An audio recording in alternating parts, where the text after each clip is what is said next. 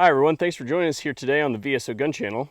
Today we're going to be taking a look at a new air rifle. This is the Puncher Mega from Chronograph.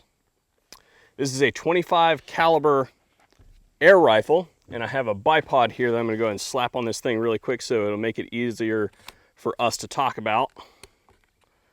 Just get that on there right like that. There we go, don't need that anymore. The Puncher Mega.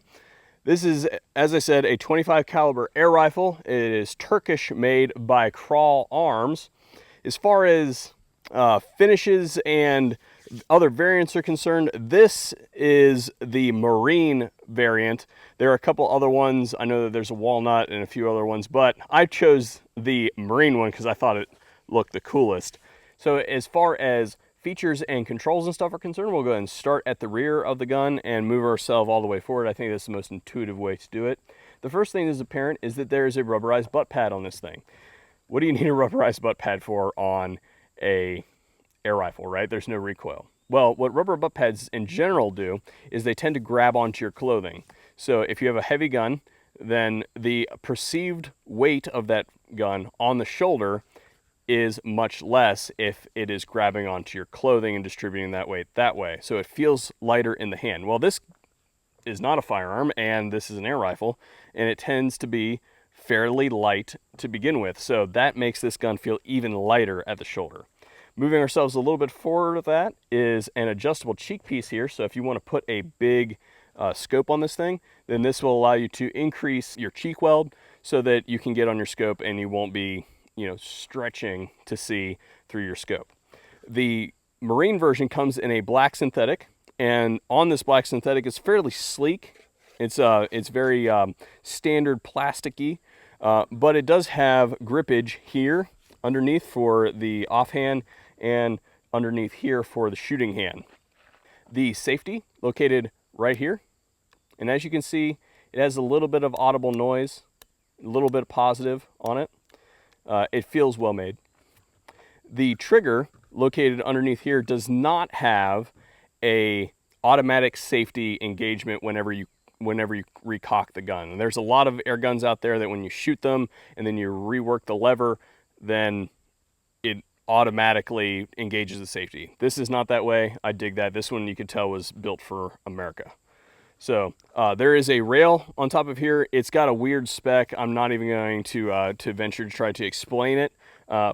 However, most scope mounts will fit on this thing. The charging handle located right here.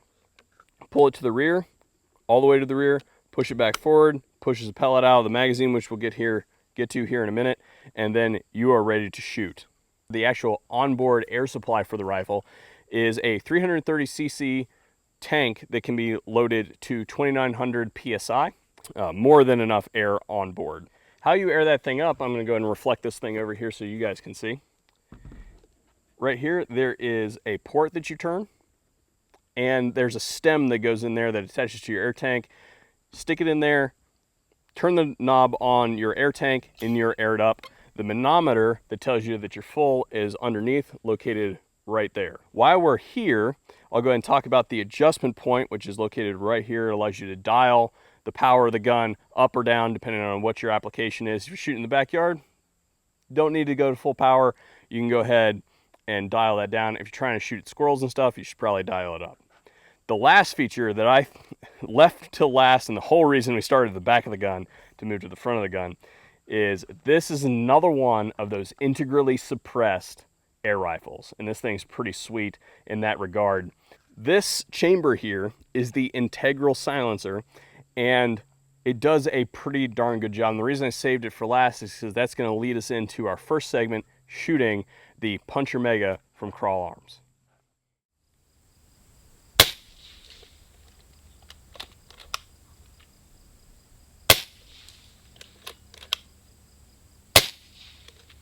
There you go. Need to readjust this. Now, put it on safe, and I didn't recock the gun.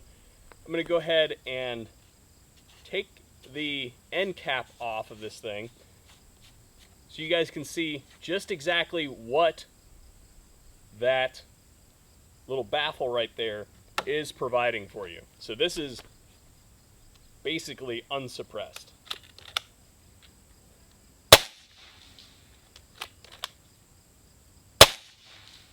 And I'll shoot the plate.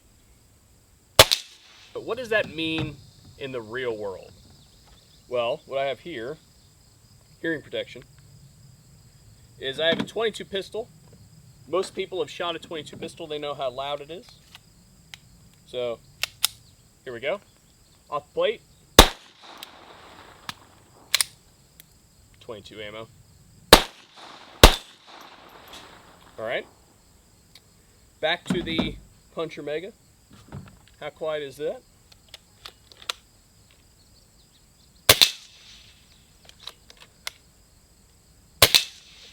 Okay. But what if we compare it to a suppressed 22 pistol, huh? Well, where does the Puncher Mega stack up against it?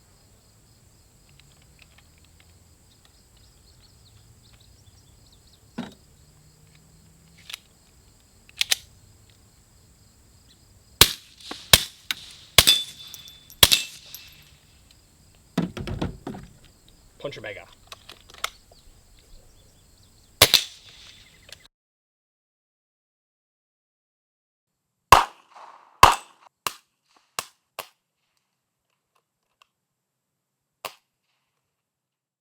All right, guys, this is my first time on the Puncher Mega by Firearms. I'll tell you what, this is a sexy looking gun right here, isn't it? Yeah, that's why you know, Airgun Depot is like, hey, do you want to do the Marine finish? And I was like, oh yeah, because that thing looks cool, man. Yeah, it does. And I'll tell you what, it is not as heavy as it looks. I mean, this big aperture underneath of here is the air tank. Mm-hmm. So it's just filled with air. It's comfortable. It feels nice. You know, it's got the raised cheek weld there. So I want to shoot it, man. See if you can ring that gong, man. All right, here we go. Ooh, I don't know about ring, but oh, there was some ring there. Yeah, it's a quick little booger, isn't it? Oh yeah. That gong is moving.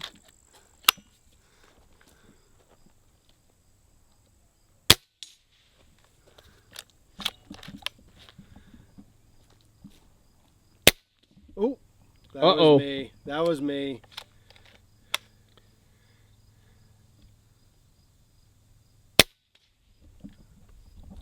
You know, it's amazing because you can get, 22 power with no recoil at all, right? Yeah. No powder, no nothing. We need to put that thing on the chrono. You know what we need to do too? How powerful is it? Oh. On the van. Oh, I didn't think about that. We probably should do that. I'm going to stretch her legs out and see if I can hit that 100-yard plate down there. Oh, you think? Yeah. You think? You're not going to go for the golf ball, huh? Well, let's start with the plate. Okay. Oh, a little low and left. I'm going to get in on that target. Hang on a sec. All right, I'm in. Uh-oh. Low and right. Left. Bingo. Uh-oh. Out of ammo. So that's the thing that I think is cool about it, is it locks open on the last round, lets you know when you need a new mag. This thing's fun. Oh, dude, they're a lot of fun. Yeah. People are like, why on earth are you doing an air gun review? I'm like, because they're fun, right? Yeah. Like, I'm the kind of guy, like, and I think I've said this before on camera, I'm the kind of guy that if it can take an object and accelerate it faster and farther than I can, I'm interested. I'm a bow hunter. You're a bow hunter. Yeah. Right? Into the archery thing, into the air gunning thing now, right? Heck, I think we're even getting a booster system so that we can do our own tanks, because air gunning is fun, right? Especially we've been out here doing what's called powder burning all day, right? We've been out here for what, 6-7 hours, something like that. We've been here all day. Yeah, wrapping up a day with an air gun, that's where it's at. Yeah, I could totally see me doing a little squirrel hunting possibly with something like this. Oh yeah. Yeah. Small gaming, definitely relevant for small gaming. Definitely. All right, guys, we're gonna look at how this thing loads. So we've got some Diablo 25 caliber pellets here. Lots of them. That's the good thing about an air gun is once you buy the gun, you're pretty much done with the cost of ammo because these things are super cheap.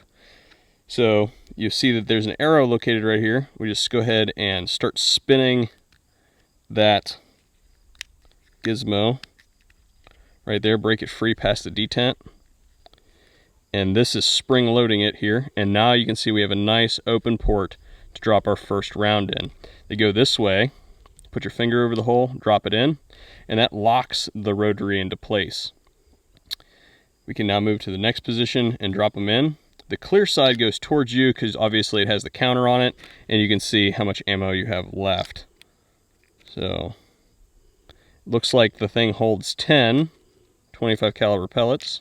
So that is a fully loaded magazine. I'll go ahead and close these back up and go ahead and grab the rifle here. So if we look at this, right here we have a groove. You can see this groove right here on the gun. That is the index point for the magazine, and that goes along with this part right here. So if we index that right like that, she pushes all the way through right like that, and then we are ready to shoot. Okie dokie. I have the Pro Chrono Digital there. It is another one of those products we picked up from Airgun Depot. And what we're going to do is we're going to shoot on max power and on min power just to see what this thing's putting out. I'll do all the math on the side. So we'll just do threes. So here we go. Full power, first shot.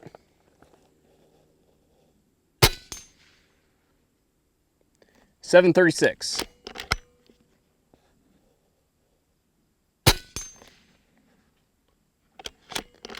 .731.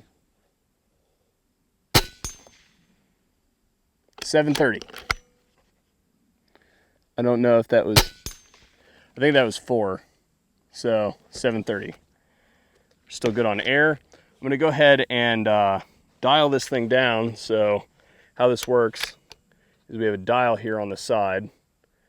If there's one thing that I would say about this is that they could have placed this just a little bit better. Because this is, it's difficult for me to get in there with my big meat hooks. All right, so the indicators over here, it's on min power now. So I wonder, I cocked it beforehand. I wonder what it's gonna look like on the chronograph now that I've dialed it down.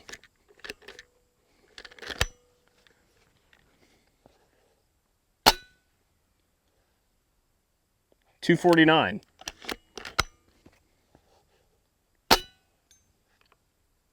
.293.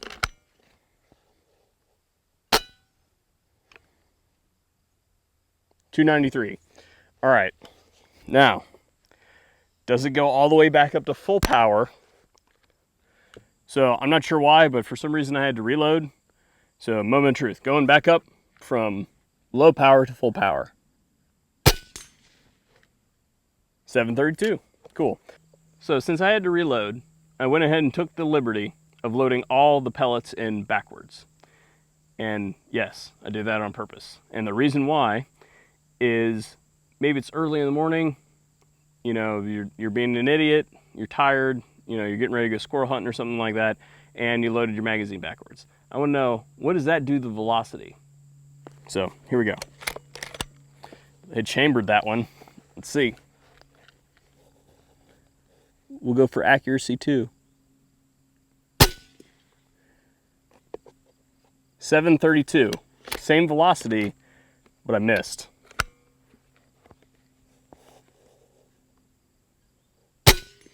I hit that time. 708.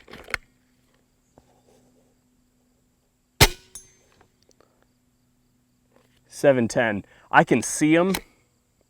We'll do one more just for an average. Yeah, 700. I can see them going like this through the air. So I think what we're gonna try to do next is see if we can do that, see if we can capture that effect on paper. All right, I got a target down there at 25 yards. Now, before we do this segment, the Turks make really good guns, right? I've always liked just about every firearm that I've seen come out of Turkey. The craftsmanship on their guns is just, they just do a good job. Now, what the Turks, in my experience anyway, don't do well is accessories. This is the bipod that came with this thing, or at least their excuse for a bipod. So I'm assuming that it's supposed to go like this. I don't know. We're gonna give her a shot, right? We're gonna try. No, we're not gonna try. I'm sorry. We're not gonna try. I'm gonna get the other bipod.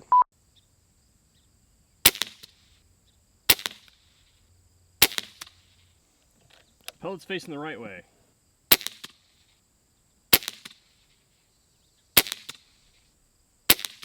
All right, so this is what we're looking at. This is the first group that I shot with all the pellets facing backwards, and this is the second group I shot with all the pellets facing the right way. As you can see here, it looks like the holes are a little bit more rough. It's like the pellets are coming in and grabbing the material. It also looks, at least through the scope, like they're going kind of like this. So they're trying to stabilize maybe, and that's why they're tearing bigger holes. Group's a lot more consistent on the second group where they're all facing the right way. Still fairly consistent, but you can tell it's just a little bit wider spread. And just like we saw on the chronograph, we see a negative deviation in the pellets that are facing the wrong way because they're going slower than the ones that are going the right way.